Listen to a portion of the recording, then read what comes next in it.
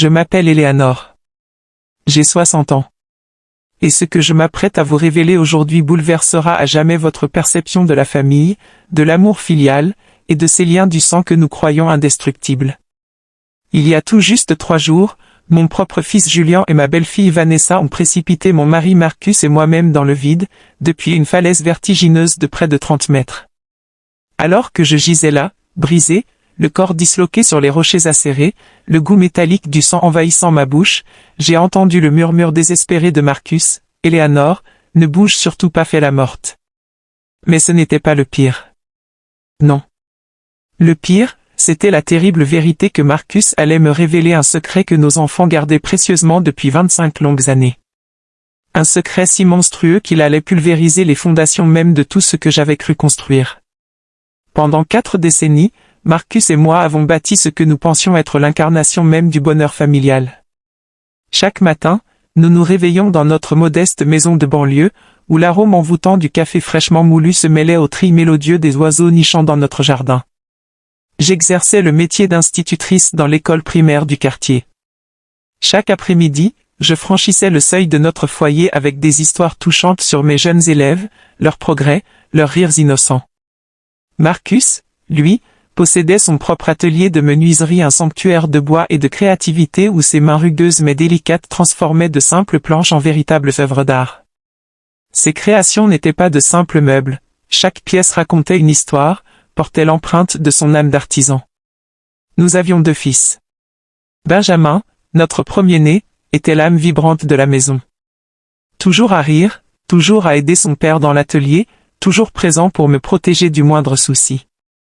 Julien, de 5 ans son cadet, était différent, plus réservé, plus introspectif. Mais je l'aimais avec la même intensité dévorante. Car en tant que mère, on ne fait pas de favoritisme. Du moins, c'est ce que je croyais naïvement. Les dimanches, après l'office religieux, toute la famille se rassemblait autour de notre table en chêne massif, une pièce que Marcus avait sculptée de ses propres mains, avec une patience infinie. Benjamin nous parlait avec ferveur de ses projets d'études en ingénierie, les yeux brillants d'ambition. Julien, lui, restait silencieux, se contentant de pousser distraitement la nourriture dans son assiette, le regard perdu dans des pensées que je ne pouvais déchiffrer. Notre vie était simple, mais d'une beauté presque irréelle. Le soir, Marcus et moi arpentions les sentiers qui serpentaient autour de notre petite ville, parlant de nos rêves les plus fous, regarder nos petits-enfants grandir, vieillir ensemble dans cette maison qui avait abrité tant de souvenirs précieux. Jamais je n'aurais imaginé que ces promenades paisibles nous préparaient en réalité à celles qui faillit nous coûter la vie. Les week-ends, j'organisais des réunions de famille où mes sœurs Sophia et Isabelle venaient avec leurs époux et leurs enfants. La maison se transformait alors en un joyeux chaos, rire cristallin des enfants courant dans tous les sens, femmes échangeant recettes et confidences dans la cuisine parfumée, hommes bricolant dans la cour en plaisantant. Marcus était mon partenaire parfait, mon complice de toujours. Après 40 années de mariage, il m'apportait encore des fleurs sauvages cueillies sur le chemin de son atelier. Il m'aidait à corriger les devoirs de mes élèves le soir, et moi, je tenais les planches pendant qu'il les découpait avec précision dans son atelier. Nous formions une équipe soudée, une unité que je croyais indestructible. Ou du moins, c'est ce que je pensais dans mon aveuglement. La nuit, nous nous installions sur le porche pour contempler le balai des étoiles, échafaudant des plans pour notre avenir. Nous parlions de voyager après la retraite, de voir enfin l'océan pour la première fois, de construire une maison plus petite une fois que nos fils auraient fondé leur propre famille. Mais le bonheur parfait, comme je l'ai découvert des années plus tard dans la douleur la plus absolue, cache souvent les tragédies les plus profondes. C'est dans les jardins les plus magnifiques que se tapissent les serpents les plus venimeux. Lorsque Benjamin atteignit ses 20 ans, quelque chose de subtil mais inquiétant se produisit dans notre famille. Une tension imperceptible commença à s'installer entre mes 2 fils. Je les entendais chuchoter dans le couloir, des conversations murmurées qui cessaient brusquement dès que j'apparaissais. Marcus me rassurait d'un geste apaisant, ce ne sont que des querelles entre frères, Éléanore. Ça passera. Je voulais désespérément le croire, car j'avais besoin de croire que ma famille était encore parfaite, que ce bonheur que nous avions construit pierre après pierre n'était pas en train de s'effriter sous mes yeux aveugles. Une nuit d'octobre, il y a exactement 25 ans, Benjamin ne rentra pas dîner. Nous l'attendîmes jusqu'à 11 heures, puis minuit, puis 1 heure du matin. Chaque minute qui s'écoulait était une torture. Julien était dans sa chambre, prétendument en train d'étudier, mais je remarquai quelque chose d'étrange, d'indéfinissable dans son regard chaque fois que je l'interrogeais sur son frère. Marcus partit à sa recherche avec nos voisins. Ils ratissèrent chaque recoin de la ville, chaque sentier, chaque endroit que Benjamin avait l'habitude de fréquenter. À l'aube, alors que le ciel prenait des teintes rosées annonçant un jour nouveau, ils découvrirent son corps inerte au fond des gorges de la rivière. La police conclut à un accident. Benjamin aurait trébuché dans l'obscurité. Je n'ai jamais remis en question cette version officielle, car mon esprit refusait d'imaginer que la vérité puisse être infiniment plus horrible, plus monstrueuse. Les funérailles de Benjamin furent le jour le plus sombre de mon existence. Je portais ma seule robe noire, celle-là même que j'avais revêtue pour l'enterrement de ma mère. Julien affichait un calme déconcertant pour quelqu'un qui venait de perdre son frère aîné. Tandis que je pleurais jusqu'à en perdre toutes mes larmes, jusqu'à ce que mon corps entier ne soit plus qu'une plaie béante de douleur, il restait impassible, arborant une expression qui, maintenant que je connais la vérité, me glace le sang jusqu'à la moelle. Marcus ne quitta pas mon côté de toute la journée, me soutenant quand mes jambes menaçaient de se dérober, murmurant des paroles de réconfort qui, je le sais désormais, avaient un goût amer dans sa bouche. Après la mort de Benjamin, Julien changea radicalement. Il devint plus attentionné, plus aimant, comme s'il cherchait à compenser quelque chose d'invisible. Il m'aidait dans les tâches ménagères, accompagnait son père à l'atelier, m'apportait des attentions touchantes quand il me voyait triste. Je pensais que c'était sa façon de gérer le deuil, de combler le vide immense que Benjamin avait laissé derrière lui. Quelle naïveté pathétique était la mienne. Ce qu'il faisait réellement, c'était construire un masque parfait pour dissimuler le monstre qui se cachait en lui. Les années s'écoulèrent, et la blessure ne guérit jamais complètement. Mais nous apprîmes à vivre avec cette douleur sourde, permanente. Julien épousa Vanessa, une jeune femme charmante de la ville voisine, et il semblait heureux. Ils eurent 2 magnifiques enfants, et je crus enfin que la vie nous offrait une seconde chance de bonheur. Vanessa m'appelait « maman » et m'aidait dans les tâches domestiques lors de leur visite. Julien avait hérité du talent de son père pour la menuiserie et possédait sa propre entreprise florissante. Tout semblait parfait à nouveau. Mais maintenant, gisant au fond de ces gorges avec les côtes brisées, le goût métallique du sang dans la bouche, je comprends que tout ce bonheur était un mensonge soigneusement orchestré. Les premiers signes inquiétants apparurent il y a 6 mois, lorsque Marcus et moi décidâmes de mettre à jour notre testament. Nous avions économisé toute notre vie. Entre la maison, le terrain que j'avais hérité de mes parents, et nos économies bancaires, nous possédions près de $200 000 à léguer à nos enfants et petits-enfants. Ce fut Julien qui suggéra, avec une insistance troublante, que nous consultions un avocat. « Maman, papa, nous dit-il avec ce sourire qui me semble désormais sinistre, vous avez tous les deux 60 ans maintenant. Il est crucial d'avoir tout en ordre. » Vanessa acquiesçait à ses côtés, caressant ma main avec des doigts qui, quelques mois plus tard, me pousseraient vers la mort. « Nous vous aimons tellement, roucoulait-elle de sa voix mielleuse. Nous voulons juste nous assurer que vous êtes protégés. » Quelle idiote j'ai été d'interpréter ces paroles comme de l'amour véritable. L'avocat, un homme âgé nommé Walter que nous connaissions depuis des années, nous expliqua les différentes options.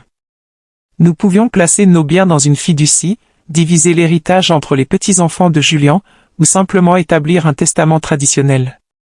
Julien insista avec véhémence pour que lui et Vanessa soient désignés comme nos seuls héritiers, arguant qu'il se chargerait d'une distribution équitable aux petits-enfants. De plus, ajouta-t-il d'un ton qui me mit mal à l'aise, vous allez avoir besoin de nous en vieillissant. Il est préférable que nous ayons accès aux ressources pour prendre soin de vous convenablement. Quelque chose dans son intonation me troubla profondément, mais Marcus semblait convaincu. Mon mari, qui avait toujours été plus confiant que moi, accepta la proposition sans grande résistance. J'eus mes doutes, surtout en me rappelant comment Benjamin parlait toujours de nous aider financièrement quand nous serions plus âgés. Mon fils aîné avait des projets, des rêves de prendre soin de nous le moment venu.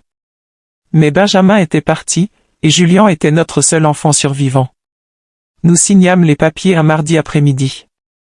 Je me souviens que Vanessa portait une jolie robe verte et me fit une grande accolade après la cérémonie.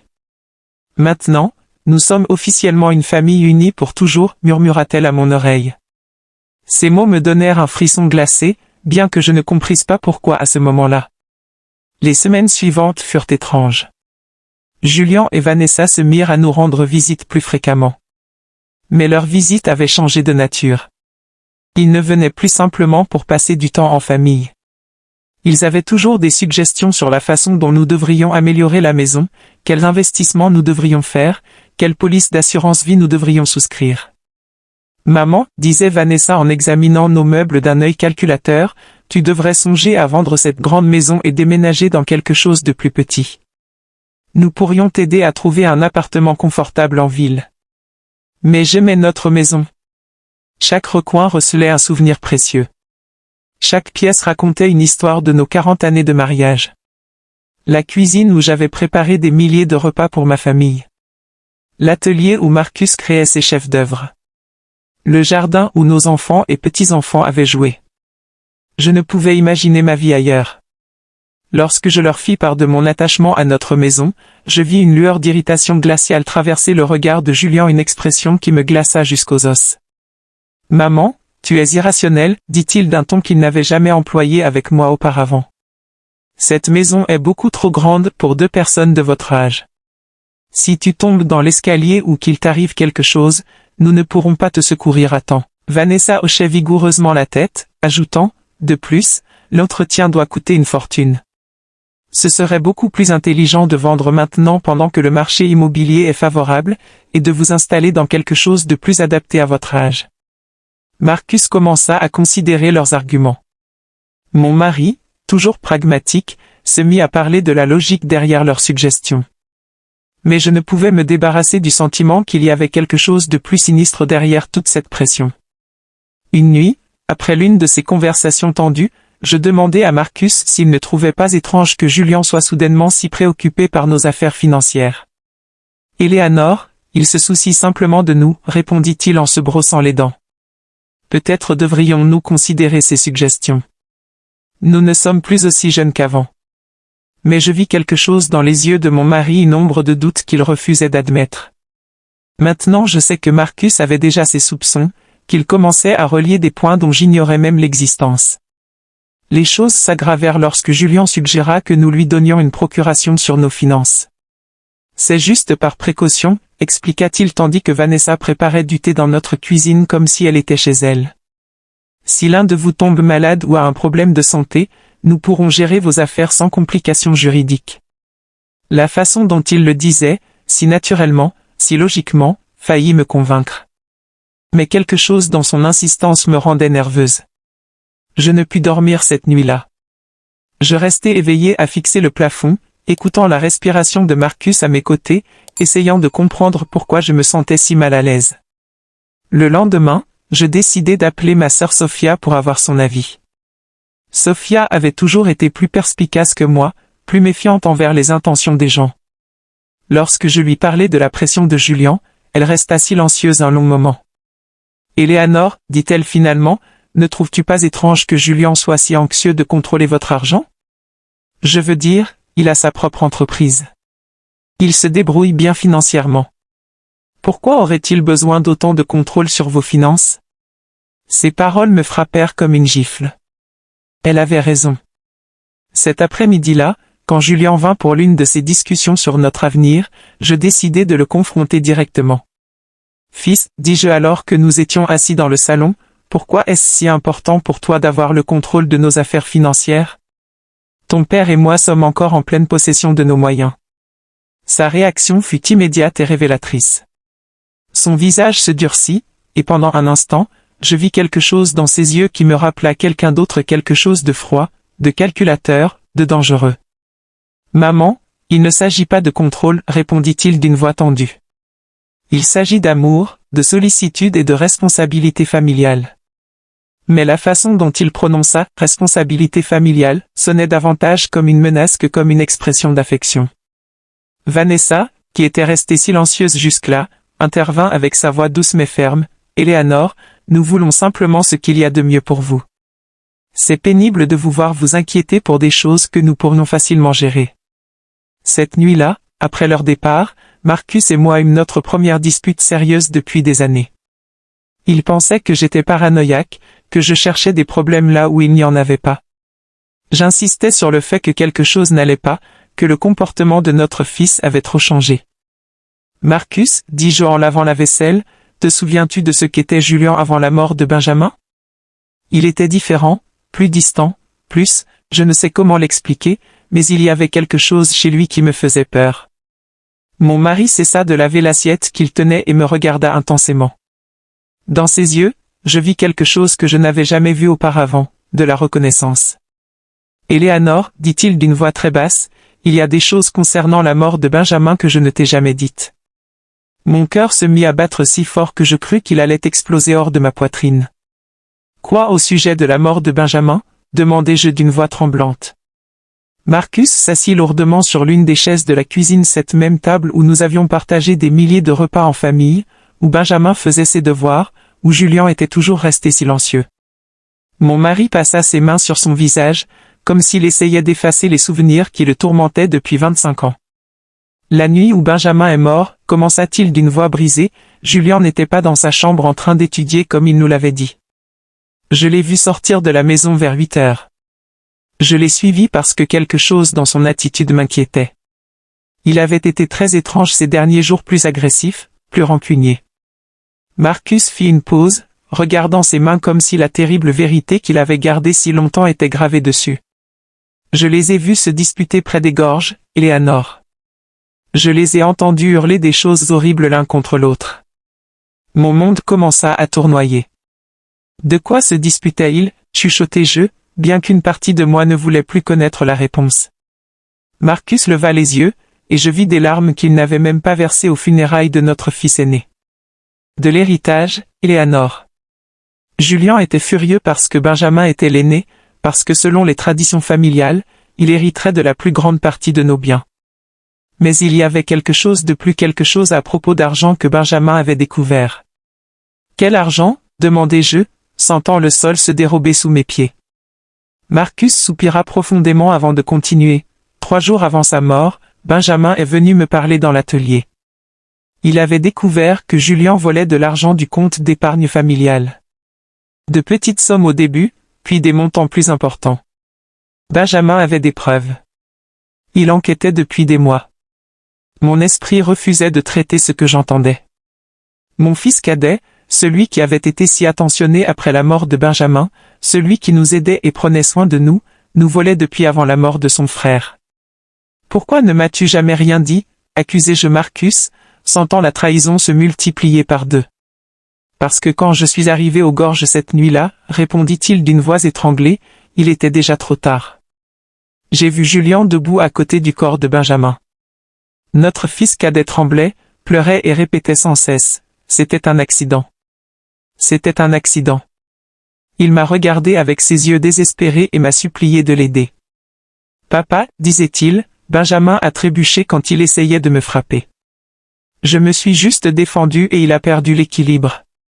Des larmes coulaient sur mes joues de façon incontrôlable. Mais tu l'as cru, murmurai-je, bien que je connaisse déjà la réponse. Marcus hocha lentement la tête, avec une expression de culpabilité qui le rongeait depuis des décennies. C'était mon fils, Éléanore. Mon fils cadet me demandait de l'aide, et Benjamin était déjà mort. Je ne pouvais pas ramener l'un à la vie en détruisant l'autre. Je pensais que c'était vraiment un accident, que Julien avait appris sa leçon, qu'il deviendrait un homme meilleur après ça. Et l'argent volé? Demandai-je, ayant besoin de connaître chaque détail de ce cauchemar. Julien a promis qu'il le rembourserait petit à petit, qu'il avait pris l'argent pour investir dans une entreprise qui avait mal tourné. Il a juré qu'il ne ferait plus jamais quelque chose comme ça. Et je l'ai cru, Éléanore. Que Dieu me pardonne, mais je l'ai cru parce que j'avais besoin de croire que mon fils n'était pas un assassin. Je me levai de la table en titubant, m'accrochant au mur pour ne pas tomber. Tout ce en quoi j'avais cru concernant ma famille, mon fils survivant, les 25 dernières années de ma vie, tout n'était qu'un mensonge. A-t-il remboursé l'argent? Demandai-je, bien que je connaisse déjà la réponse d'après l'expression du visage de Marcus. Jamais, répondit-il. En fait, il a continué à voler de petites sommes que je faisais semblant de ne pas remarquer, parce que le confronter aurait signifié admettre que j'avais couvert un meurtre. Je suis devenu son complice, Eleanor. Chaque fois que je restais silencieux, chaque fois que je faisais semblant de ne pas voir les comptes bancaires diminuer, je devenais davantage son complice. L'horrible réalité commença à prendre forme dans mon esprit. C'est pour ça qu'il est si intéressé à contrôler nos finances maintenant, murmurai-je. Ce n'est pas parce qu'il se soucie de nous. C'est parce qu'il veut terminer ce qu'il a commencé il y a 25 ans. Marcus hocha gravement la tête. Et il y a autre chose, Eleanor. Quelque chose que je viens de découvrir il y a quelques semaines. Quoi d'autre pourrait-il y avoir, demandai-je, sentant que mon cœur ne pouvait supporter davantage de révélations. Marcus alla à son bureau et sortit des papiers qu'il cachait sous d'autres documents. J'ai discrètement enquêté sur les finances de Julian. Son entreprise de menuiserie ne va pas aussi bien qu'il veut nous le faire croire. En fait, il est au bord de la faillite. Il doit plus de 100 000 $ à plusieurs banques et fournisseurs. Les papiers tremblaient dans mes mains alors que je lisais les chiffres. Julian n'était pas l'homme prospère qu'il prétendait être. C'était un raté désespéré qui vivait de mensonges et d'argent volé depuis des décennies. Est-ce que Vanessa sait tout cela, demandai-je, me souvenant de son sourire doux et de ses câlins affectueux. J'en suis certain, répondit Marcus. J'ai remarqué comment elle dirige les conversations quand il parle de notre argent. Comment elle pose des questions spécifiques sur nos économies, la valeur de la maison, nos polices d'assurance vie. Ce ne sont pas des questions innocentes, Eleanor. Ce sont les questions de quelqu'un qui calcule exactement combien vaut notre mort. Cette phrase me glaça jusqu'aux os. Notre mort, répétai-je dans un murmure. C'était la première fois que j'envisageais que Julian puisse vouloir nous faire du mal physiquement. Jusqu'à ce moment, je pensais qu'il voulait juste nous voler ou nous escroquer. Mais s'il avait tué son propre frère pour de l'argent, qu'est-ce qui l'empêcherait de tuer ses parents pour la même raison? Marcus, dis-je en agrippant ses mains, nous devons aller à la police. Nous devons leur dire la vérité sur Benjamin et sur ce qui se passe maintenant. Mais mon mari secoua la tête avec un regard de désespoir qui me brisa le cœur. Avec quelle preuve, Eleanor? Je suis complice d'avoir couvert un meurtre. Si je parle maintenant, j'irai en prison aussi. Et d'ailleurs, qui va croire un vieil homme de 65 ans qui garde ce secret depuis 25 ans? Il avait raison. Alors nous attendons simplement qu'il nous tue comme il a tué Benjamin? Nous allons être très prudents, dit Marcus, essayant de paraître plus confiant qu'il ne l'était vraiment. Nous allons trouver un moyen de nous protéger, de rassembler des preuves pour. Mais ces paroles furent interrompues par la sonnerie du téléphone. C'était Julian. « Salut, maman, dit-il avec cette voix douce qui me semblait maintenant sinistre. Vanessa et moi avons réfléchi, et nous pensons qu'il serait magnifique de célébrer votre 40e anniversaire de mariage avec quelque chose de spécial. Que diriez-vous si nous vous emmenions dans ces montagnes dont vous avez toujours parlé le week-end prochain? Nous pourrions faire une randonnée familiale, prendre des photos, et passer une journée parfaite ensemble. Mon sang se glaça dans mes veines. Je regardai Marcus, qui avait entendu la conversation et affichait la même expression de terreur sur son visage. C'est une idée très touchante, mon fils, réussis-je à répondre d'une voix tremblante. Mais laisse-nous y réfléchir, et nous te rappelons demain. Après avoir raccroché, Marcus et moi nous regardâmes en silence, sachant que nous venions de recevoir une invitation à notre propre exécution. Les montagnes, murmurai-je. Il va nous emmener dans les montagnes pour nous tuer et faire passer ça pour un accident. Marcus hocha gravement la tête. Exactement comme il l'a fait avec Benjamin aux gorges. Cette nuit-là, nous ne dormîmes pas une seule minute, nous tenant enlacés dans notre lit, planifiant comment nous pourrions sauver nos vies de notre propre fils. Les jours suivants furent un cauchemar de terreur et de faux-semblants. Marcus et moi devions agir comme si de rien n'était lorsque Julian et Vanessa venaient nous rendre visite, sourire quand ils parlaient de l'excursion en montagne, hocher la tête quand ils nous racontaient avec enthousiasme combien ce serait merveilleux de passer du temps en famille. Mais intérieurement, chaque fibre de mon être hurlait de peur. Je savais que je regardais dans les yeux les meurtriers de mon fils aîné, et qu'ils planifiaient maintenant de nous faire subir le même sort. Vanessa arriva mercredi après-midi avec un sac de course et ce sourire radieux qui ressemblait désormais au rictus d'un démon. Eleanor, ma chérie, dit-elle en m'enlaçant avec ses bras qui allaient bientôt me pousser vers la mort, j'ai acheté des provisions pour notre aventure en montagne. Des biscuits, de l'eau, des fruits, tout ce dont nous aurons besoin pour le pique-nique. Elle me montra le contenu du sac comme une enfant excitée, mais je ne pouvais penser qu'à la façon dont chacun de ces articles pourrait être utilisé pour couvrir notre meurtre. J'ai aussi apporté mon nouvel appareil photo, ajouta-t-elle en sortant un coûteux appareil numérique. Je veux capturer chaque moment de cette journée spéciale. Ce seront des photos que nous chérirons pour toujours. L'ironie de ces paroles me donna la nausée. Les seules photos qu'elle prendrait seraient celles de nos corps brisés au fond d'une falaise si quelqu'un nous trouvait jamais. Julian apparut derrière elle, portant un sac à dos de randonnée flambant neuf. Papa, dit-il à Marcus avec un enthousiasme fin, j'ai acheté tout l'équipement nécessaire pour une randonnée sécurisée. Des cordes, des harnais, des lampes, une trousse de premiers soins. Chaque mot qui sortait de sa bouche résonnait comme une cruelle moquerie. De l'équipement de sécurité pour planifier nos meurtres. La perversité de la situation me donna le vertige. N'est-ce pas un peu dangereux pour des personnes de notre âge, demandai-je, essayant de paraître désinvolte tout en cherchant une excuse pour annuler le voyage. Vanessa caressa ma joue avec cette fausse tendresse qui retournait mon estomac. C'est précisément pour cette raison que nous avons choisi un sentier très facile et sûr, m'assura-t-elle. C'est une randonnée que même des enfants peuvent faire. De plus, Julian et moi serons là pour prendre soin de vous tout le temps. Oui, il serait là pour prendre soin de nous jusqu'au moment précis où il déciderait de nous précipiter d'une falaise. Cette nuit-là, quand ils finirent par partir, Marcus et moi nous assîmes dans notre salon, tremblant non pas du froid, mais de la terreur absolue que nous avions retenue pendant des heures. Nous ne pouvons pas y aller, dis-je en agrippant ses mains. Nous ne pouvons tout simplement pas. Nous inventerons une excuse. Si nous n'y allons pas, répondit Marcus d'une voix grave, ils trouveront un autre moyen de nous tuer. Peut-être quelque chose qui aura l'air encore plus accidentel, comme un incendie de maison ou un cambriolage qui tourne mal. Au moins dans les montagnes, nous savons ce qu'ils vont essayer de faire. Ces paroles avaient une logique terrible, mais elles ne me réconfortèrent pas du tout. Alors, que suggères-tu, demandai-je, désespéré de trouver une solution qui sauverait nos vies. Marcus réfléchit pendant quelques minutes avant de répondre. Nous allons y aller, mais nous serons préparés. Je vais cacher mon téléphone portable et le régler pour tout enregistrer. Si nous parvenons à survivre, nous aurons des preuves. Et si nous n'y arrivons pas? Sa voix se brisa. Au moins, quelqu'un connaîtra la vérité. Le vendredi soir, nous pûmes à peine toucher à notre dîner. Nous savions que ce pourrait être notre dernier repas ensemble dans notre maison, dans cette cuisine où nous avions partagé tant de moments heureux quand nous formions une vraie famille. J'ai écrit une lettre, confessa Marcus en sortant une enveloppe scellée de son bureau. Elle est adressée à ta sœur Sophia. J'y explique tout ce que nous savons sur la mort de Benjamin et ce que nous croyons que Julian prévoit de nous faire. Je l'ai cachée dans l'endroit où nous gardons nos documents importants.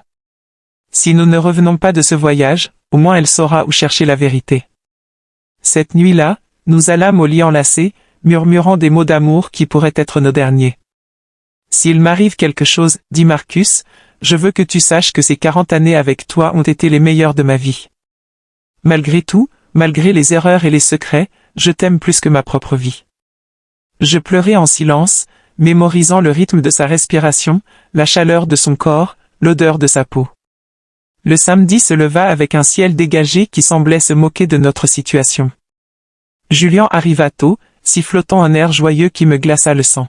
« Bonjour, tourtereau » appela-t-il depuis la porte d'entrée. « Prêt pour votre grande aventure ?» Vanessa apparut derrière lui, radieuse comme une mariée le jour de ses noces sauf qu'il s'agissait d'un mariage avec la mort. Pendant le petit déjeuner, que nous pûmes à peine avaler, Julian nous expliqua l'itinéraire en détail. C'est un sentier magnifique, dit-il en étalant une carte sur la table. Il mène à un point de vue d'où on peut voir toute la vallée. On dit que les vues sont spectaculaires. Ses yeux brillaient d'un enthousiasme qui semblait démoniaque. Bien sûr, les vues seraient spectaculaires. Ce seraient les dernières que nous verrions de notre vie. Le sentier comporte quelques parties escarpées, ajouta Vanessa comme si elle nous donnait des informations touristiques utiles, mais rien que des randonneurs expérimentés comme vous ne puissiez gérer. Son commentaire sur nos prétendues capacités de randonneur sonnait comme une blague cruelle. Nous étions 2 personnes de 60 ans qui marchaient à peine dans le parc de temps en temps. Pendant que nous chargions la voiture, je vis Julien vérifier méticuleusement son sac à dos, s'assurant qu'il avait tout ce dont il avait besoin pour son plan. J'aperçus des cordes, une petite pelle, et quelque chose qui ressemblait à un pistolet de détresse. « À quoi sert ça ?» demandai-je en pointant le pistolet. « Pour la sécurité, répondit-il sans hésiter. Si nous nous perdons ou que quelque chose tourne mal, nous pourrons envoyer un signal de détresse. » Bien sûr. Ils enverraient un signal de détresse après nous avoir poussés d'une falaise, pour que nos corps puissent être retrouvés et qu'il soit confirmé qu'il s'agissait d'un tragique accident lors d'une randonnée familiale. Tout était calculé. Chaque détail avait été planifié pour faire passer nos meurtres pour parfaitement naturels. Le trajet en voiture vers les montagnes dura 2 heures qui semblèrent une éternité. Vanessa mit de la musique joyeuse et chanta avec les chansons comme si nous partions vraiment pour une sortie familiale amusante. Julien conduisait prudemment, respectant toutes les limitations de vitesse, s'arrêtant à chaque panneau stop. Il ne voulait pas risquer un accident qui gâcherait ses plans parfaits. Durant le voyage, Marcus prit discrètement ma main et activa l'enregistrement sur son téléphone. Tout ce qui se passerait à partir de ce moment serait enregistré. Si nous parvenions à survivre, nous aurions des preuves. Sinon, au moins la vérité ne mourrait pas avec nous. Lorsque nous arrivâmes enfin au début du sentier, mon cœur battait si fort que je crus qu'il allait exploser hors de ma poitrine. L'endroit était magnifique de grands arbres, le son d'une rivière proche. Mais pour moi, c'était devenu le décor de ma propre exécution. Julien et Vanessa sortirent leur sac à dos de la voiture, souriant et plaisantant comme si c'était le jour le plus heureux de leur vie. « Prêt pour l'aventure ?» demanda Julien. Et pour la première fois en 25 ans, je vis la même lueur froide dans ses yeux, celle qu'il avait eue la nuit où il avait tué son frère. Le sentier commença relativement facilement, serpentant entre des arbres luxuriants et des rochers couverts de mousse. Vanessa marchait devant nous, prenant constamment des photos et commentant la beauté du paysage. « Regardez ces fleurs sauvages !» s'exclamait-elle en pointant vers des buissons remplis de fleurs jaunes, et ce magnifique oiseau. Sa performance était parfaite, celle d'une belle fille aimante profitant d'une journée spéciale avec ses beaux-parents. Julien marchait derrière nous, soi-disant pour s'assurer que nous ne prenions pas de retard. Mais je pouvais sentir ses yeux sur nos dos comme des poignards. Chaque fois que je me retournais pour le regarder, il souriait avec ce sourire qu'il avait perfectionné pendant 25 ans de mensonges. « Comment allez-vous, maman et papa ?» demandait-il avec une fausse inquiétude. « Besoin de vous arrêter pour vous reposer ?» Après 1 heure de marche, nous commençâmes à grimper une partie plus raide du sentier. Mes jambes se sentaient déjà lourdes, et Marcus respirait avec difficulté. Nous n'étions pas habitués à ce genre d'exercice, et nos enfants meurtriers le savaient parfaitement. Ils avaient choisi un itinéraire qui nous épuiserait physiquement, nous rendant vulnérables pour le moment où viendrait l'heure d'exécuter leur plan. « Nous sommes presque au point de vue », annonça Vanessa, bien que selon la carte que j'avais vue à la maison, il nous restait encore au moins 1 heure de randonnée. Son mensonge confirma qu'il n'avait aucune intention d'atteindre le véritable point de vue. L'endroit où il prévoyait de nous tuer devait être beaucoup plus proche. Durant la marche, j'essayais de mémoriser chaque détail du sentier, chaque arbre, chaque rocher qui pourrait servir de point de référence si je parvenais à survivre et devais expliquer à la police exactement où tout s'était passé. Marcus faisait de même, et nous échangions occasionnellement des regards chargés de terreur et de détermination. Nous savions que nous marchions vers notre mort, mais nous savions aussi que c'était notre seule chance d'obtenir des preuves contre nos meurtriers. « Oh, regardez ça !» hurla soudainement Vanessa en pointant vers une formation rocheuse qui se dressait à notre droite. Cette falaise offre une vue incroyable. Pourquoi ne monterions-nous pas là-haut pour prendre quelques photos spéciales? Mon sang se glaça. C'était là le lieu qu'ils avaient choisi pour notre meurtre. La falaise s'élevait à environ 30 mètres au-dessus du sentier principal, accessible par un chemin secondaire qui semblait beaucoup plus dangereux que celui que nous avions suivi. Les rochers étaient instables. Il y avait moins d'arbres pour s'accrocher en cas de trébuchement. Et du sommet, on pouvait voir un précipice qui tombait dans une gorge profonde remplie de rochers déchiquetés. « Je ne suis pas sûr que ce soit une bonne idée, dis-je en essayant de paraître désinvolte. Ce sentier a l'air assez dangereux pour des personnes de notre âge. Mais Julien avait déjà commencé à marcher vers l'embranchement, portant son sac à dos rempli d'équipements de sécurité que je savais qu'il n'utiliserait pas pour nous sauver. « Allez, maman, dit-il avec cette voix qu'il utilisait quand il était enfant et voulait me convaincre de quelque chose. Ça ne prendra que quelques minutes. De plus, Vanessa a raison. Les photos de là-haut vont être spectaculaires. » La façon dont il prononça « spectaculaire » me fit trembler. L'ascension vers la falaise fut épuisante. Les rochers instables glissaient sous nos pieds, et plus d'une fois, je faillis tomber. Mais le plus terrifiant était de réaliser à quel point cet endroit était parfait pour un meurtre. Si quelqu'un trébuchait accidentellement et tombait du sommet, il n'y aurait aucun moyen de survivre. Et surtout, il n'y aurait pas de témoin. Presque arrivée, cria Vanessa d'en haut, où elle était déjà parvenue avec l'agilité de quelqu'un qui avait soigneusement planifié cet itinéraire. Julien nous suivait, puis aida Marcus et moi à franchir les derniers mètres de l'ascension. Ses mains sur mes bras ressemblaient aux serres d'un vautour. Le point de vue était effectivement spectaculaire. De là, on pouvait voir toute la vallée, les montagnes au loin, et la rivière serpentant à travers les arbres.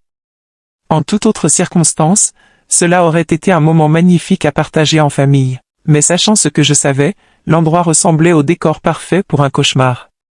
« Venez par ici pour les photos » cria Vanessa en se positionnant près du bord de la falaise. « Je veux que la vallée soit en arrière-plan. » Marcus et moi nous approchâmes lentement, chaque pas nous rapprochant de notre destination finale. Je pouvais voir Julien se positionner stratégiquement derrière nous, calculant des angles, mesurant des distances. « Parfait » s'exclama Vanessa en levant son appareil photo. « Maintenant, enlacez-vous et souriez. » Marcus et moi nous enlaçâmes, probablement pour la dernière fois, tandis qu'elle prenait photo après photo. Chaque flash de l'appareil semblait être un éclair annonçant la tempête qui allait se déchaîner. « Prenez-en une de plus » suggéra Julien en se rapprochant de nous. Mais cette fois, reculez un peu pour que le paysage se voie mieux. Un pas en arrière signifiait être exactement au bord du précipice. Marcus et moi échangeâmes un regard. Le moment était venu. Nous reculâmes comme on nous l'avait demandé, sentant la terre ferme disparaître sous nos pieds et seul le vide de l'abîme demeurait derrière nous. Vanessa leva l'appareil photo une dernière fois, mais cette fois, je vis quelque chose de différent dans ses yeux. Il n'y avait plus besoin de faire semblant. Le masque était tombé. « Souriez » dit-elle d'une voix qui n'était plus douce du tout. « Ce sera votre dernière photo. » À cet instant, Julien se jeta sur nous, les bras tendus. Le plan était simple, nous pousser en arrière pour que nous tombions dans le vide, prendre quelques photos de l'accident, puis descendre pour découvrir nos corps brisés. Mais Marcus s'était préparé à ce moment. Dans la dernière seconde, il parvint à saisir le poignet de Julien et à le tirer vers l'avant. « Si nous devons mourir, tu viens avec nous » hurla-t-il avec une fureur que je ne lui avais jamais vue. Pendant un instant, nous quatre tanguions au bord de la falaise, nous accrochant les uns aux autres dans une danse macabre entre la vie et la mort. Vanessa cria et essaya d'aider Julien, mais le poids de nous tous était trop important. Je sentis le sol céder sous mes pieds, sentis la gravité commencer à gagner la bataille. Et puis nous tombâmes tous les quatre ensemble, enfermés dans une étreinte mortelle, hurlant tandis que l'air sifflait autour de nous et que le sol rocheux approchait à une vitesse vertigineuse. Dans ces secondes qui durèrent une éternité, je pensais à Benjamin, à ce qu'il avait dû ressentir quand Julien l'avait poussé dans les gorges il y a 25 ans. L'impact fut brutal. J'entendis le son horrible des os qui se brisaient, le bruit de mon propre corps se fracassant contre les rochers. La douleur était indescriptible. Mais encore plus terrible était le goût du sang dans ma bouche et la certitude que cette fois, Julien avait gagné. Cette fois, il n'y aurait pas de témoin pour raconter la vérité. Mais j'entendis alors la voix de Marcus, faible mais claire, « Éléanore, ne bouge pas, fais la morte. » Et je réalisai quelque chose d'incroyable. J'étais encore en vie. La douleur était si intense que je crus devenir folle. Chaque fibre de mon corps hurlait d'agonie. Je sentais le sang couler sur mon visage et quelque chose d'humide et de poisseux imbiber mes vêtements. Mais la voix de Marcus résonnait dans mes oreilles comme un commandement divin, « Fais la morte. » Avec une force de volonté que je ne savais pas posséder, je restai complètement immobile, contrôlant même ma respiration pour qu'elle soit imperceptible. À quelques mètres de là, je pouvais entendre les gémissements de douleur de Julian et Vanessa. Eux aussi avaient survécu à la chute, mais d'après leurs plaintes, ils semblaient être dans un état pire que nous. Vanessa, entendis-je la voix brisée de mon fils. Tu vas bien? Son inquiétude pour sa femme me retourna l'estomac. Cet homme qui avait assassiné son propre frère et tenté de nous tuer était encore capable de ressentir de l'amour pour quelqu'un. Je crois que je me suis cassé la jambe, gémit Vanessa. Ça fait tellement mal, Julian.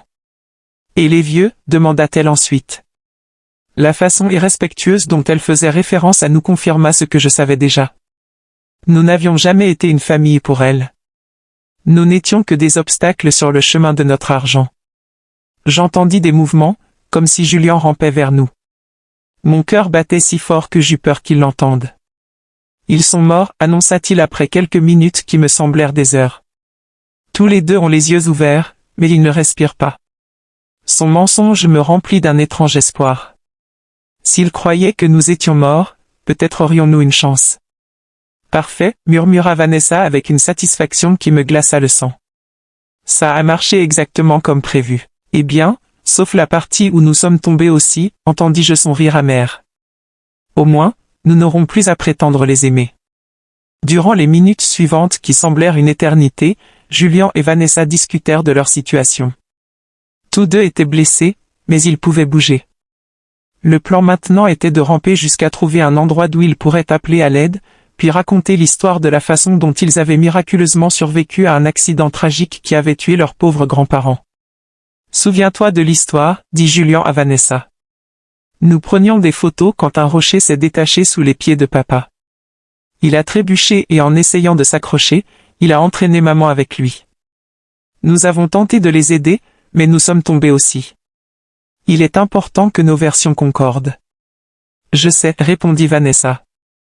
Nous avons répété ça 100 fois. Nous sommes les survivants traumatisés d'une tragédie familiale. Pauvres de nous. Nous avons perdu nos chers beaux-parents dans un horrible accident. Sa performance était si convaincante que si je n'avais pas vécu la vérité, j'aurais cru chaque mot. Progressivement, leurs voix s'éloignèrent tandis qu'ils rampaient vers ce qu'ils espéraient être leur salut. Quand le silence retomba enfin, Marcus murmura mon nom si bas que je pus à peine l'entendre. « Éléanore, tu vas bien ?» Je répondis dans le même murmure, confirmant que j'étais vivante, mais gravement blessée. « Ma jambe gauche est cassée, me dit-il d'une voix étranglée par la douleur. Et je crois que j'ai quelques côtes fracturées. Et toi ? Je fis un inventaire mental de mon corps.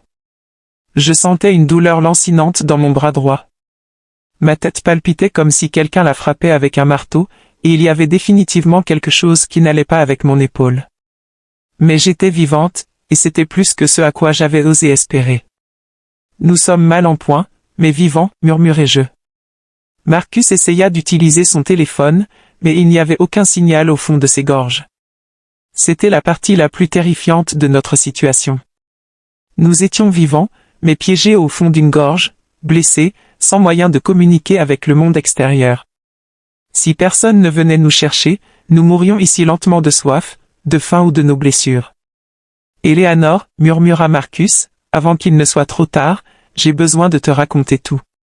Tout ce qui s'est vraiment passé la nuit où Benjamin est mort. Mon mari soupira profondément, comme s'il attendait ce moment depuis 25 ans. Cette nuit-là, commença-t-il d'une voix tremblante, Benjamin est venu me trouver dans l'atelier. Il était furieux. Il avait des papiers dans les mains des relevés bancaires. Il me montrait les preuves que Julian avait volé de l'argent sur nos comptes pendant des mois. De petites sommes au début, puis des montants plus importants. Benjamin enquêtait depuis qu'il avait remarqué des incohérences dans nos économies. La douleur physique se mêlait à la douleur émotionnelle tandis que j'écoutais la vérité qui avait été cachée pendant des décennies. Benjamin voulait confronter Julian cette nuit même, continua Marcus. J'ai essayé de le calmer, de le convaincre d'attendre jusqu'au lendemain, mais il était déterminé. Il disait qu'il ne pouvait pas dormir en sachant que son frère cadet nous volait. « Et tu l'as suivi ?» demandai-je, bien que je connaisse déjà la réponse. Je l'ai suivi parce que j'avais peur de ce qui pourrait arriver. Je connaissais le tempérament de Benjamin quand il était en colère, et j'avais remarqué quelque chose d'étrange chez Julian ces derniers temps. Une froideur qui me donnait des frissons. Quand je suis arrivé aux gorges, poursuivit Marcus, je les ai trouvés en train de hurler l'un contre l'autre. Benjamin avait les papiers dans la main, les agitant devant le visage de Julian. « Tu es un voleur, criait-il. Tu voles tes propres parents. » Julian niait tout. Il disait que Benjamin était fou, qu'il inventait des choses. Mon cœur s'emballa tandis que j'imaginais la scène. Mes deux fils se faisant face dans l'obscurité, l'un accusant l'autre de trahison. Que s'est-il passé ensuite? Marcus resta silencieux un long moment avant de continuer. Benjamin lui a dit que s'il ne remboursait pas l'argent et n'avouait pas tout, il nous dirait la vérité lui-même. Julian est devenu fou. Il a hurlé que Benjamin avait toujours été le favori, qu'il avait toujours eu tout facilement, qu'il était temps que les choses changent. La voix de Marcus se brisa. Et puis, Julian a poussé Benjamin. Ce n'était pas un accident. Il l'a poussé de toutes ses forces, délibérément. J'ai vu Benjamin essayer de garder son équilibre, ses bras battant désespérément, cherchant quelque chose à quoi s'accrocher. Mais il était trop tard. Des larmes coulaient sur mes joues, se mélangeant au sang de mes blessures. « Pourquoi ne m'as-tu jamais dit la vérité ?» Marcus soupira profondément. Parce que quand je suis arrivé là où était Julian, il pleurait, tremblait, me répétant sans cesse que c'était un accident, qu'il n'avait pas voulu faire ça. Il m'a supplié de ne rien te dire, qu'il ne pouvait pas te perdre toi aussi. Mais tu savais que c'était un mensonge, murmurai-je du fond du cœur. Oui, mais c'était mon fils, Éléanor. Mon seul fils survivant. Comment aurais-je pu le livrer à la police? Comment aurais-je pu détruire ce qui restait de notre famille? Sa justification me fit aussi mal que mes blessures physiques. Et l'argent volé, continuai-je. Julian m'a promis qu'il le rembourserait petit à petit. Il a juré que ça avait été une mauvaise décision, qu'il était désespéré, que ça ne se reproduirait jamais. Mais il n'a jamais remboursé un seul centime. En fait, il a continué à voler, et je me suis tue parce que chaque jour qui passait faisait de moi davantage son complice. Juste à ce moment, nous entendîmes des voix au loin. Julian et Vanessa avaient réussi à trouver de l'aide. Bientôt, les équipes de secours seraient là, et nos enfants meurtriers joueraient le rôle de leur vie, les survivants traumatisés d'une tragédie familiale. Les voix se rapprochaient de plus en plus, accompagnées du son d'hélicoptères survolant la zone. L'équipe de secours était arrivée, et avec elle venait le moment le plus crucial de nos vies. « Éléanor, » murmura Marcus avec urgence, le téléphone a tout enregistré. Nous avons la confession de Vanessa sur le plan. Nous avons Julian admettant que nous sommes des obstacles. Nous avons tout. Mais s'ils découvrent que nous sommes vivants maintenant, ils peuvent détruire les preuves avant que nous ne parvenions à les remettre aux autorités. Il avait raison. Si Julian et Vanessa réalisaient que nous avions survécu et entendu leur confession, ils trouveraient un moyen de nous faire taire pour toujours. Cette fois, ce ne serait pas un accident. Ce serait quelque chose de beaucoup plus direct et définitif. Nous devions attendre le moment parfait. Nous devons continuer à faire semblant, murmurai-je, comprenant l'horrible nécessité de notre situation. Ils sont en bas ici, cria la voix de Julian d'en haut. Mes parents, s'il vous plaît, dépêchez-vous. Sa performance était parfaite, sa voix brisée par la douleur et le désespoir. Si je n'avais pas connu la vérité, j'aurais cru qu'il était un fils dévasté par la perte de ses parents. Monsieur, restez calme, répondit une voix autoritaire qui devait appartenir au chef de l'équipe de secours. Nous allons descendre pour vous évaluer. Vous et votre femme pouvez bouger? J'entendis le son de cordes et d'équipements qu'on préparait pour la descente. Vanessa avait perfectionné son rôle de veuve éplorée. Je ne peux pas croire que c'est arrivé, sanglotait-elle. Nous étions si heureux à prendre des photos. Tout s'est passé si vite. Un rocher s'est détaché et ils sont tombés. Chaque mot était un coup de poignard dans mon cœur, parce que je savais qu'elle répéterait ces mêmes paroles à la police, aux médias, à quiconque voudrait entendre sa version des événements. Les secouristes commencèrent à descendre. Je pouvais entendre leurs voix se rapprocher, le bruit de leurs bottes contre la roche, le cliquetis de leur équipement. Marcus me serra discrètement la main, me rappelant que nous devions maintenir notre masque, peu importe ce qui arriverait. « Ils sont ici » cria un des secouristes en nous trouvant. « Nous avons 2 personnes au fond de la gorge. » Il s'approcha de nous et commença à nous examiner. Je gardais mes yeux fermés et ma respiration si faible qu'elle était presque imperceptible. Je sentis ses mains chercher un pouls sur mon cou, son oreille près de ma bouche, essayant de détecter une respiration. Celui-ci a encore un pouls faible, annonça-t-il en parlant de Marcus. La femme? Je ne suis pas sûr. J'ai besoin de l'équipe médicale ici immédiatement. Mon cœur s'emballa. Le plan fonctionnait. Il croirait que Marcus était au bord de la mort mais encore vivant, tandis que moi, j'étais suffisamment proche de la mort pour ne pas représenter une menace immédiate. Durant les minutes suivantes qui me parurent des heures, les ambulanciers travaillèrent sur nous. Je sentis qu'on me mettait un masque à oxygène, qu'on vérifiait mes blessures, qu'on me fixait sur une civière. Tout ce temps, je dus lutter contre tous mes instincts qui me hurlaient d'ouvrir les yeux, de demander de l'aide, d'arrêter de faire semblant.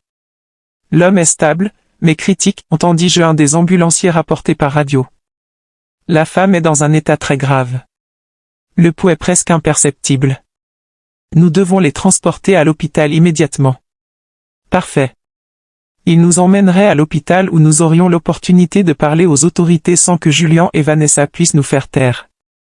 Durant la remontée sur les civières, je pouvais entendre les sanglots fins de Vanessa et les paroles de réconfort que les secouristes lui offraient, à elle et à Julian. « Vous avez été si courageux de survivre à ça, disait quelqu'un à Vanessa. C'est un miracle que vous soyez relativement indemne. Si seulement il savait que le véritable miracle était que Marcus et moi étions vivants pour raconter la vérité. » Dans l'hélicoptère médical, tandis que nous volions vers l'hôpital, je pouvais sentir la présence de Marcus sur la civière à côté de la mienne. Les ambulanciers étaient concentrés sur le maintien de sa stabilité, et d'après leur conversation, je compris qu'il était dans un état critique. Ses blessures étaient plus graves que les miennes, et pendant un terrible moment, j'eus peur qu'il ne meure avant que nous ayons la chance de révéler la vérité. « Madame, entendis-je un des ambulanciers me dire, si vous pouvez m'entendre, tenez bon. Nous serons à l'hôpital dans quelques minutes. » Sa voix était douce, remplie d'une compassion authentique qui contrastait dramatiquement avec la fausseté que j'avais entendue de ma propre famille. Lorsque nous arrivâmes à l'hôpital, le chaos fut immédiat. Des médecins et des infirmières couraient dans tous les sens, criant des ordres médicaux que je ne comprenais pas. Je fus emmené directement dans une salle d'urgence où ils commencèrent à traiter mes blessures. Je devais continuer à faire semblant d'être inconsciente, mais je devais aussi trouver un moyen de communiquer avec quelqu'un en qui je pouvais avoir confiance. « Docteur, entendis-je une infirmière dire, ces signes vitaux sont étranges. Son pouls est plus fort que ce à quoi nous nous attendrions pour quelqu'un dans son état supposé. » Mon cœur manqua un battement. Il m'avait découverte. J'étais une si mauvaise actrice que mon propre corps me trahissait. Le docteur murmura quelque chose. Cela arrive parfois dans les cas de traumatisme extrême. Le corps a des moyens mystérieux de s'accrocher à la vie. Gardons la dame sous surveillance étroite. Les prochaines heures seront cruciales. Il se tourna vers quelqu'un d'autre. Nous avons fait tout ce que nous pouvions. L'état de l'homme est stable mais critique. Prévenez la famille. Vanessa émit un son qui était censé être un sanglot de douleur, mais qui pour moi résonnait comme un soupir de soulagement. Pouvons-nous les voir? Demanda Julian. Juste quelques minutes. Nous avons besoin. Nous avons besoin de leur dire au revoir, au cas où. Le docteur accepta, et bientôt j'entendis des pas s'approcher de mon lit. C'était le moment le plus dangereux. Je devais convaincre mon fils meurtrier que j'étais vraiment en train de mourir. Je sentis la présence de Julian à côté de mon lit. Sa main toucha la mienne, et ce fut tout ce que je pus faire pour ne pas retirer ma main immédiatement. « Maman, murmura-t-il, si tu peux m'entendre, je veux que tu saches que je t'aime. Je suis tellement désolé que cela soit arrivé. » Ces mots étaient du miel empoisonné doux en surface, mais mortel dans leur essence. Vanessa s'approcha de l'autre côté. « Éléanore, ma chère, murmura-t-elle, tu as été comme une mère pour moi. Nous ne t'oublierons jamais. » Menteuse. La seule raison pour laquelle il ne m'oublierait pas, c'est qu'il devrait vivre avec la conscience de m'avoir assassiné. Mais alors Julian se pencha plus près de mon oreille et murmura quelque chose qui me glaça le sang. « J'espère que tu as appris ta leçon, maman. Tu n'aurais jamais dû poser autant de questions sur nos finances. Certaines vérités sont meilleures enterrées, comme Benjamin. À cet instant, je sus que notre plan avait fonctionné. Julien venait de faire ses aveux, et même si je n'avais aucun moyen de l'enregistrer, il y avait une infirmière dans la salle qui avait entendu chaque mot. Le murmure de Julien résonna dans mes oreilles comme une confession directe de sa culpabilité.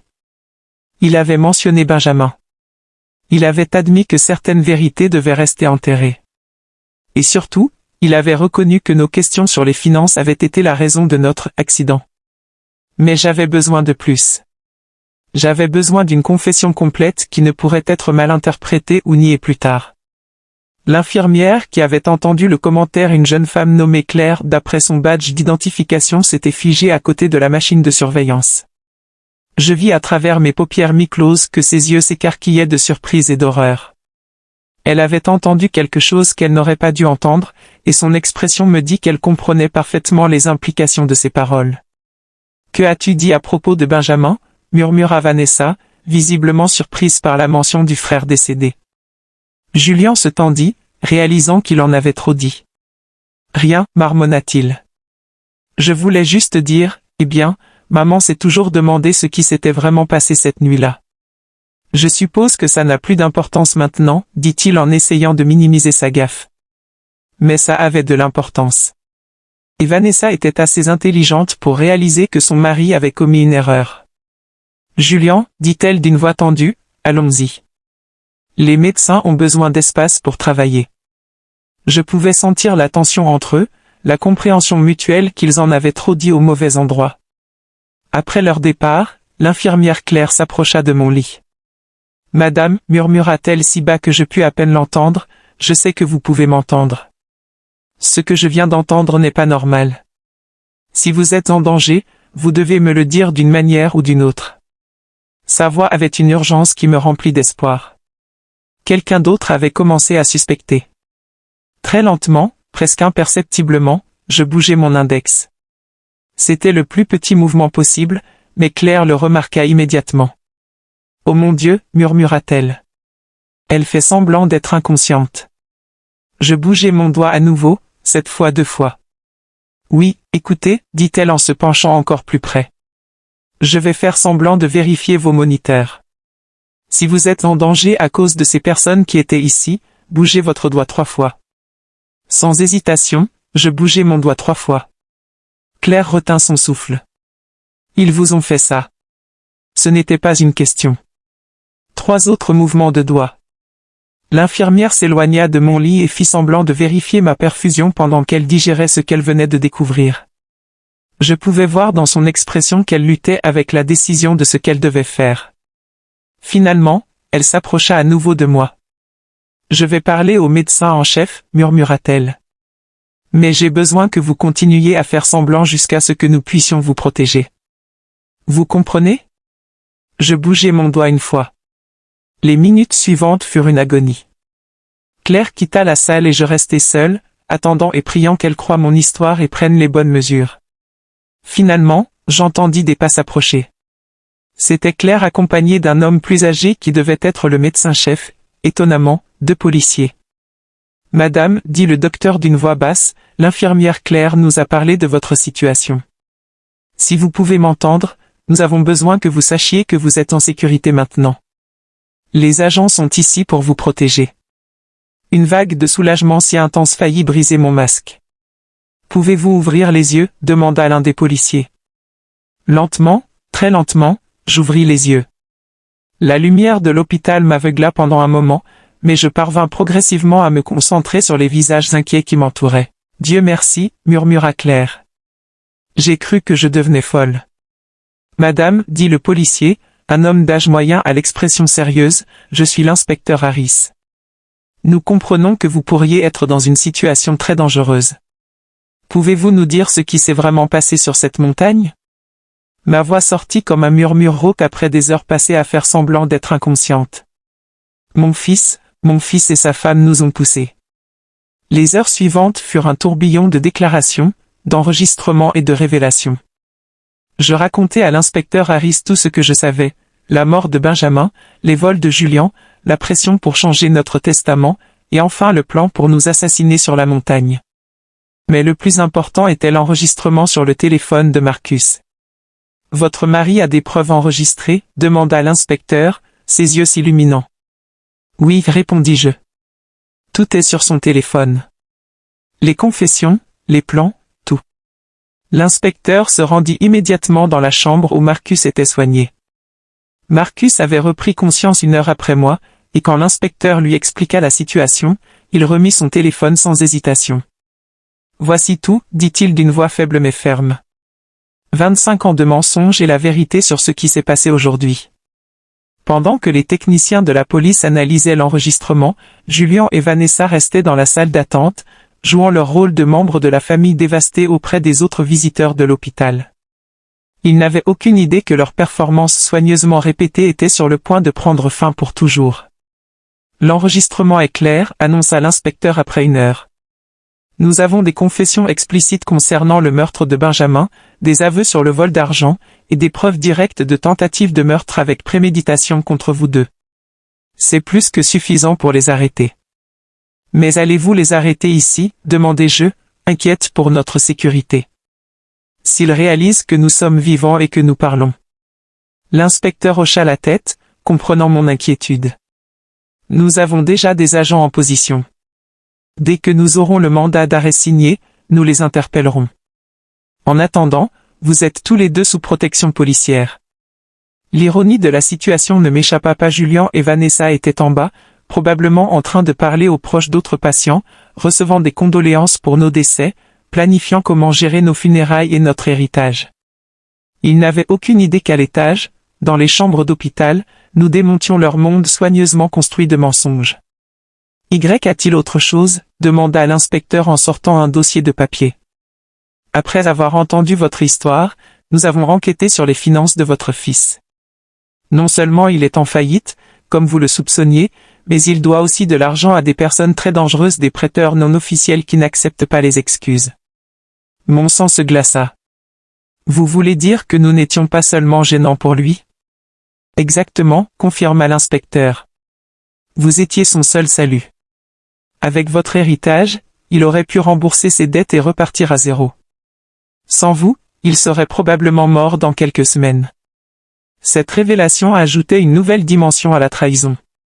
Il ne nous avait pas seulement vus comme des obstacles. Il nous avait vus comme sa bouée de sauvetage financière. Notre mort n'était pas simplement commode pour lui. Elle était absolument nécessaire à sa survie. Et qu'adviendra-t-il de nos petits-enfants? Demandai-je, ressentant une nouvelle vague de douleur en pensant aux enfants innocents de Julian et Vanessa. Les services sociaux prendront leur garde temporaire, répondit l'inspecteur avec douceur. Mais d'après ce que je comprends, vous pourriez demander leur garde une fois que vous serez rétabli de vos blessures. L'idée d'élever les enfants de nos propres meurtriers était écrasante, mais c'était aussi le seul moyen de s'assurer que quelque chose de bon sorte de ce cauchemar. Ces enfants étaient innocents et ils méritaient une chance de grandir dans un foyer où l'amour était réel, pas fin. Il est temps, annonça l'inspecteur lorsqu'un agent entra dans la chambre avec des papiers en main. Les mandats sont signés. Nous allons les arrêter maintenant. À travers la fenêtre de ma chambre qui donnait sur le parking de l'hôpital, je pouvais voir des policiers se positionner discrètement. Le moment que j'attendais depuis 25 ans était enfin arrivé. Julian Black et Vanessa Black, entendis-je la voix ferme de l'agent responsable.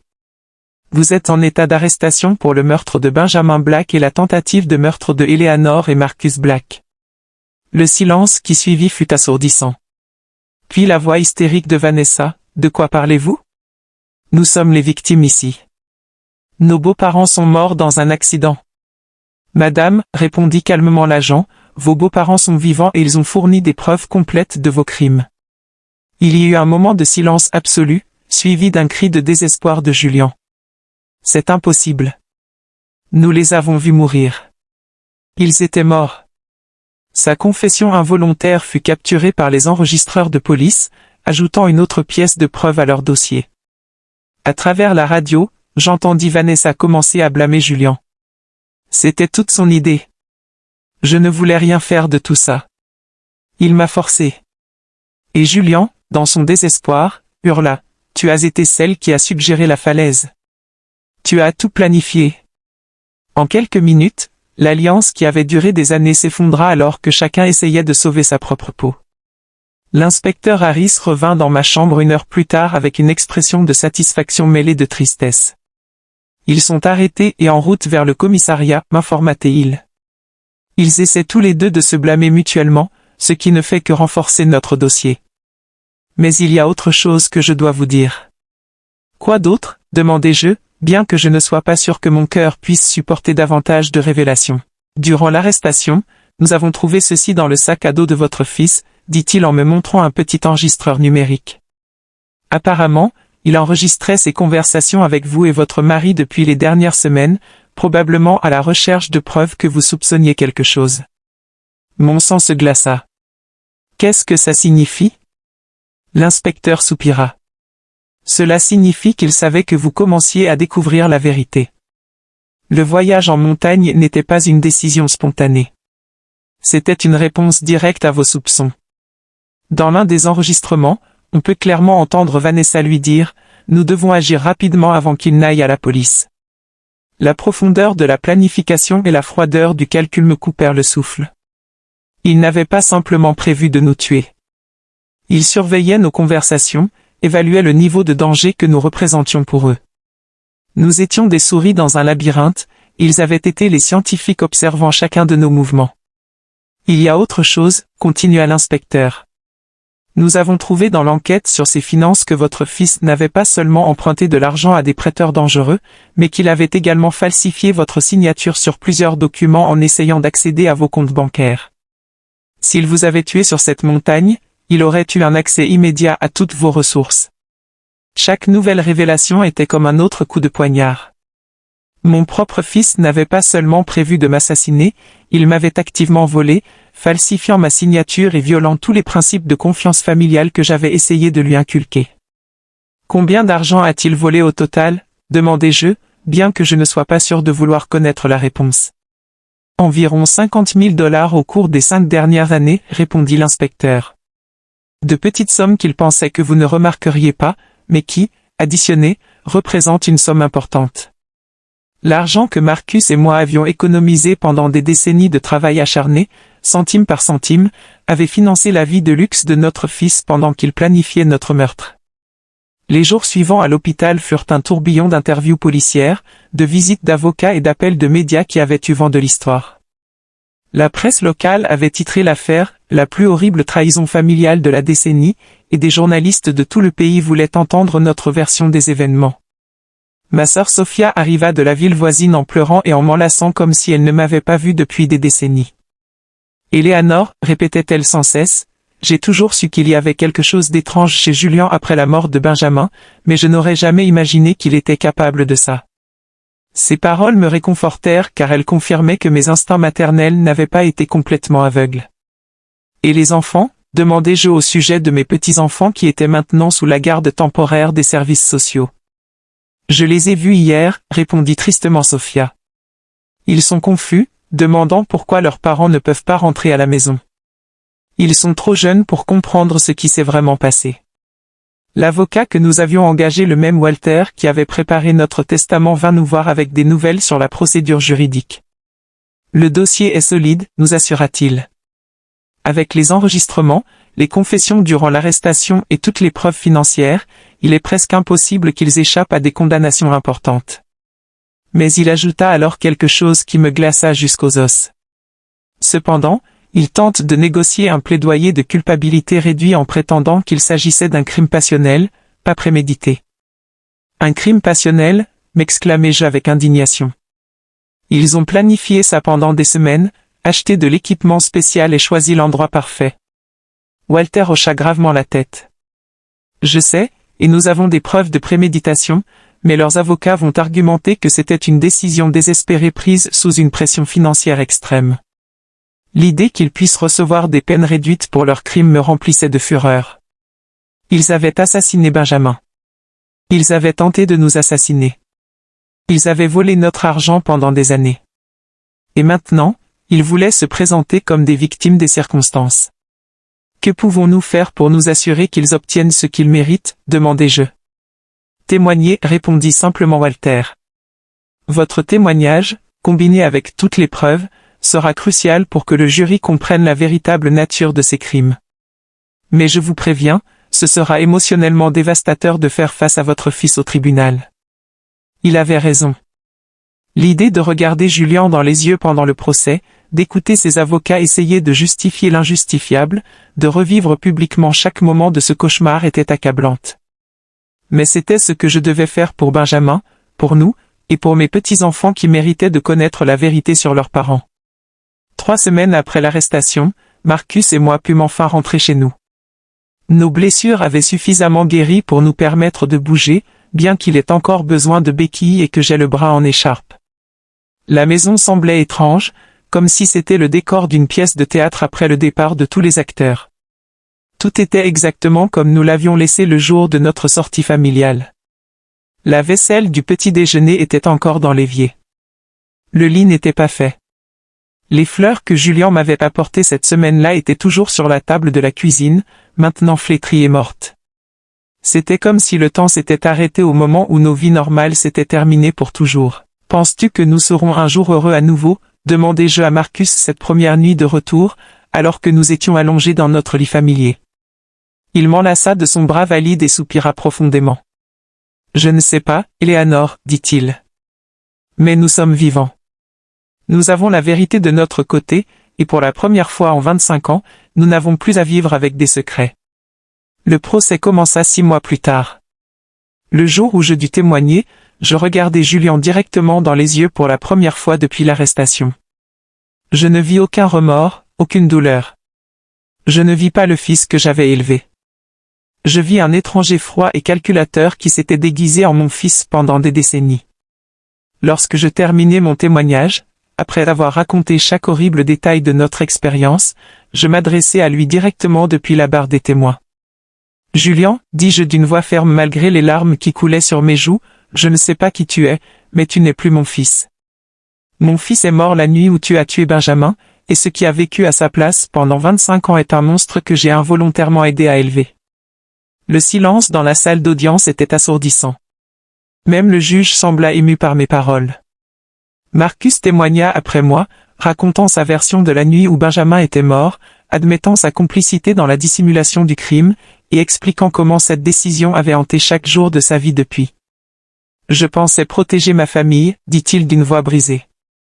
Mais au final, j'ai simplement permis à un meurtrier de continuer à vivre parmi nous, de voler, de mentir, et finalement de tenter de nous tuer aussi. » Les avocats de Julian et Vanessa tentèrent de les peindre comme des victimes, un jeune couple désespéré, écrasé par les dettes, qui avait pris une décision horrible dans un moment de panique.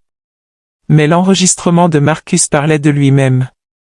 Les confessions de Vanessa sur la planification. Les admissions de Julian sur le fait que nous étions des obstacles. La froideur avec laquelle ils avaient discuté de nos morts alors qu'ils nous croyaient déjà partis. Le procureur joua l'enregistrement dans son intégralité. Dans la salle d'audience silencieuse, la voix de Vanessa résonna. « Parfait. Ça a marché exactement comme prévu. » Et celle de Julian, au moins, nous n'aurons plus à prétendre les aimer. Plusieurs jurés avaient les larmes aux yeux. L'un d'eux détourna le regard de Julian avec dégoût. Le jury délibéra pendant 3 jours avant de rendre Julian coupable de meurtre au 1er degré pour la mort de Benjamin et de tentative de meurtre au 1er degré pour ce qu'il nous avait fait. Vanessa reçut la même condamnation en tant que complice. Tous deux furent condamnés à la prison à vie sans possibilité de libération conditionnelle. Lorsque le verdict fut lu, Julian resta assis, immobile, son visage vide d'expression. Vanessa, en revanche, éclata en sanglots, criant qu'elle n'avait jamais voulu faire de mal à personne. Mais il était trop tard pour les larmes. Trop tard pour les regrets. Maintenant, 1 an plus tard, Marcus et moi avons commencé le processus d'adoption formelle de nos petits-enfants. Ce sont de beaux enfants innocents qui méritent une chance de grandir en sachant ce qu'est le véritable amour, pas l'amour manipulateur et toxique qu'ils ont reçu de leurs parents biologiques. Chaque soir, quand je les borde dans leur lit, je leur parle de leur oncle Benjamin, le frère qu'ils n'ont jamais connu. Je leur raconte sa bonté, son honnêteté, son rêve de prendre soin de sa famille. « Votre oncle Benjamin était un homme bon, leur dis-je. Il croyait en la vérité, en la justice, et en la famille.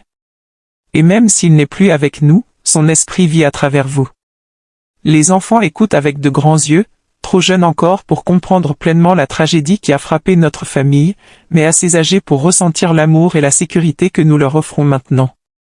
Marcus et moi suivons une thérapie. Les cicatrices physiques de notre chute guérissent lentement, mais les cicatrices émotionnelles prennent beaucoup plus de temps. Nous avons des cauchemars.